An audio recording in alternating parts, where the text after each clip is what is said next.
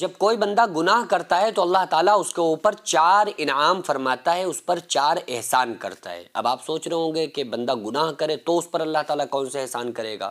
جی ہاں، اللہ تعالیٰ اس بندے پر 4 بڑے احسان فرماتا ہے، 4 بڑے احسان فرماتا ہے، اور 4 بڑے انعام اس کو اللہ تعالیٰ عطا فرماتا ہے جب کوئی بندہ گناہ کا کام کرتا ہے۔ اللہ تبارک و تعالیٰ فرماتا ہے کہ میری رحمت میرے غصے سے آگے بڑھ گئی ہے۔ اللہ کی رحمت جو ہے اللہ کے غصے سے آگے ہے۔ اور اللہ کی رحمت کیسی ہے؟ ایک مرتبہ موسیٰ علیہ السلام نے اللہ سے سوال کیا کہ اے پروردگار عالم، بندوں کے گناہوں کے آگے تیری رحمت کتنی ہے؟ تیری رحمت زیادہ ہے یا بندوں کے گناہ زیادہ ہیں؟ تو اللہ تعالیٰ نے موسیٰ علیہ السلام سے فرمایا کہ اے موسیٰ، میرے نبی اپنے پیچھے دیکھیے۔ تو موسیٰ علیہ السلام نے جب پیچھے دیکھا تو ان کو ایک بہت بڑا سمندر نظر آیا کہ جہاں تک نظر جا رہی تھی پانی پانی تھا۔ اس کے اندر ایک پیڑ لگا ہوا تھا، اور اس پیڑ کے اوپر ایک چڑیا بیٹھی ہوئی تھی، اور اس چڑیا کی چونچ میں ذرا سی مٹی تھی۔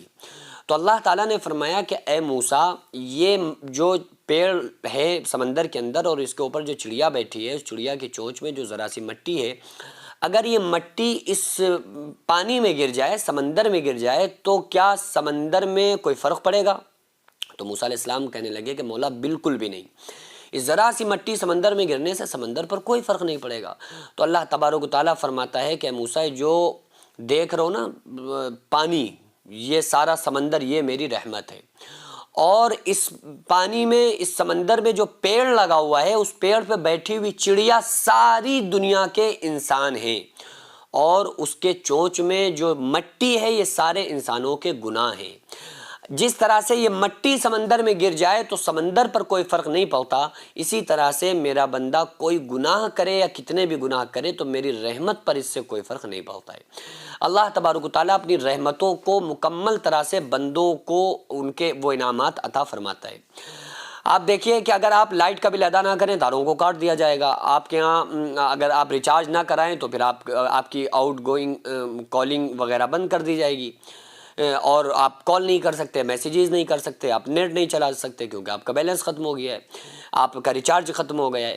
لیکن اللہ تبارک و تعالیٰ نے ایک آنکھ میں 13 کروڑ بلب لگائے ہیں، بل کوئی نہیں مانگا۔ بل کیا مانگا؟ کہ نامحرم کو دیکھ کر آنکھیں جھکانا ہے۔ کانوں میں 2 لاکھ ٹیلی فون فٹ کیے، بل کوئی نہیں مانگا۔ بل یہ تھا کہ اس سے غلط نہیں سننا ہے، غیبت نہیں سننا ہے، برائی والی چیزیں نہیں سننا ہے۔ پیروں میں طاقت دی کہ اس کو اچھی اور صحیح اور اپنے کام کے لیے استعمال کرنا ہے۔ ایک آنکھ میں اللہ نے 13 کروڑ بلب لگائے ہیں، سوچا ہے کبھی آپ نے؟ اب آپ کہیں گے بھائی اتنی چھوٹی آنکھ میں 13 کروڑ بلب کیسے ہو سکتے ہیں؟ ایسے ہو سکتے ہیں کہ آپ کو اگر پورے انڈیا میں، پورے ہندوستان میں اگر روشنی کرنا ہو تو آپ کو کتنے بلب یوز کرنا پڑیں گے؟ آپ کہیں، آپ کا جواب ہوگا کہ کروڑوں کھربوں بلب استعمال کرنا پڑیں گے۔ زمین سے آسمان کی دوری 500 سال تک چلا جائے تو ایک آسمان پہ بندہ پہنچے گا۔ آپ نظر اٹھاتے ہیں، ڈائریکٹ آپ کی آنکھ کی روشنی کہاں پہنچ رہی ہے؟ آسمان پر پہنچ رہی ہے۔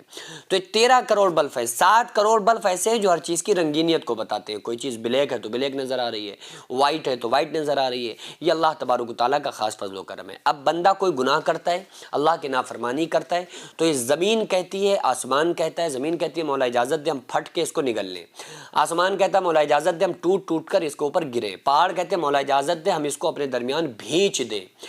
اللہ تعالیٰ فرماتا ہے کہ اسکت، خاموش ہو جاؤ، اگر یہ، اے زمین و آسمان، اگر یہ تمہارا بندہ ہے تو بے شک جو چاہو اس کے ساتھ کرو، لیکن اگر یہ میرا بندہ ہے تو اس کو اس کے حال پر چھوڑ دو، کبھی تو آئے گا توبہ کرنے، کبھی تو میری بارگاہ میں آ کر توبہ کرے گا۔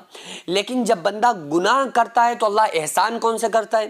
پہلا احسان یہ کرتا ہے کہ بندے نے گناہ کیا، زمین و آسمان غصے میں آ گئے، لیکن اللہ تبارک و تعالیٰ اس کے رزق کو بند نہیں کرتا ہے، اس کو کھانا دیتا ہے۔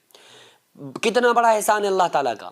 ہم نے کما کے تشتری میں کھانا آیا اور لقمہ نوالا بنا کے ہم نے جیسے ہی حلق میں رکھا نا، تو یہاں پر جو نالی ہے نا حلق کی، یہ 2 نالیاں یوں ہیں برابر سے، ایک غذا والی ہے اور ایک ہے سانس والی۔ اگر وہ لقمہ بجائے غذا کے سانس والی نالی میں چلا جائے تو انسان کو سانس ملنا بند ہو جائے گی، آکسیجن ختم اور انسان ختم ہو جائے گا۔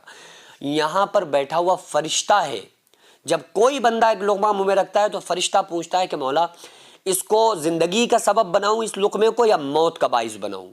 تو اللہ تبارک و تعالیٰ کو زندگی منظور ہوتی ہے تو فرماتا ہے کہ اس کو غذا کا سبب بناؤ، اس کی صحت کا سبب بناؤ۔ تو یہاں پر یہ فرشتہ بیٹھا ہوا ہے جو اللہ تبارک و تعالیٰ کے حکم سے بندے کی جو زندگی ہے، موت زندگی کا مالک اللہ رب العالمین ہے۔ تو اب آپ یہ دیکھیں کتنا بڑا اللہ کا احسان یہ ہے کہ اس کو کھانے کو عطا فرما رہے۔ دوسرا احسان یہ ہے کہ وجعلنا نومکم سباتا، اس نے نیند کو موجب آرام بنایا۔ بندے نے گناہ کیا دن بھر اور جب آ کر بستر پر لیٹا تو اسے پرسکون نیند آ گئی۔ اگر اسے نیند نہ آئے تو کتنی بے چینی ہو جائے گی۔ آپ سوچ کر دیکھیے ایک لمحے کے لیے، ایک ہفتہ کسی کو نیند نہ آئے کیا ہوگا انسان کا۔ تو کتنا بڑا احسان ہے اللہ تعالیٰ کا کہ ہم گناہ کر رہے ہیں اور اللہ تعالیٰ ہم پر انعام کیے جا رہا ہے۔ اللہ ہماری آنکھوں کو نہیں پھوڑتا ہے، ہماری آنکھوں کی جو بینائی ہے اس کو ختم نہیں فرماتا ہے۔